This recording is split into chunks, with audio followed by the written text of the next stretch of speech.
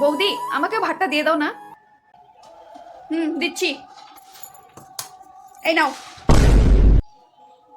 এই তোমাকে আরেকটা মাছ ভাজা দেবো তো, দাঁড়াও। না আমাকে দিও না, তোমার জন্য একটা রাখো। মাছ ভাজা কি খাওয়া হয় নাকি? খাও খাও।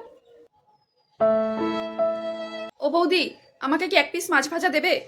অনু, তুমি কি হিসেবে কথা বলছো? তুমি দেখছো আমাদেরই মাছ ভাজা কম পড়ছে, আবার তোমাকে দেবো?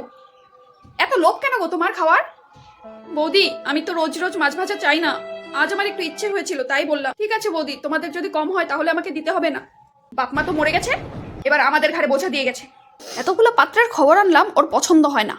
তারা বলেছিল তাদের কিছুই চাই না। তুই এই কথা বলতে পারলি? বাবা কি আমার জন্য কিছুই রেখে যায়নি?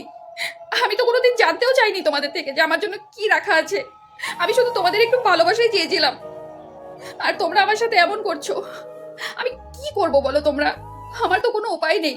কি ভুল ধারণা নিয়ে বেঁচে আছো? তোমার বাবা তোমার জন্য কিছুই রেখে যায়নি, রেখে গেছে তোমার দাদার ঘাড়ে তোমার বোঝা।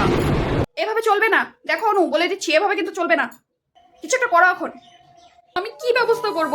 আমি তো একটা চেষ্টা করছি, আর আমি যে কাজটা করছি আমি মাসে 5,000 টাকা পাই। তোমাদের হাতে 3,000 টাকা তুলেই দেই মাসে। 3,000 টাকাতে কি হয় তুমি কি জানো না জিনিসের কি দাম? আর যদি তোমার এত অসুবিধা হয় তুমি বিয়ে করে যাও না কেন? এতগুলো পাত্রের তো খবর আসে, তোমার কোনো পাত্রই পছন্দ হয় না। ওই পাত্র একটাও কি বিয়ের যোগ্য ছিল তোমরাই বলো? আর মামা তো নিজেই খবর নিয়ে দেখেছিল ওই পাত্রগুলো একজনও ভালো ছিল না। তোমাকে কে বিয়ে করবে গো? হ্যাঁ, যেটা পেয়েছিলে সেটাকে যোগ্য মনে করে চলে যেতে? না, দাদা বৌদির ঘাড়ে বোঝা হয়ে থাকবে। বিয়ে করলে তো ওকে চলে যেতে হবে না, দাদা বৌদিকে তো জ্বালানো হবে না, দাদা বৌদিকে তো জ্বালাতে হবে।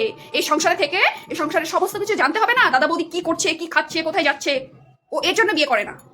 পাত্রগুলো একজনও ভালো ছিল না। যদি ভালোই হতো তাহলে তো আমি নিজে বিয়ে বসতাম, কারণ আমি রোজ রোজ এভাবে অপমান সহ্য করতাম না তোমাদের থেকে।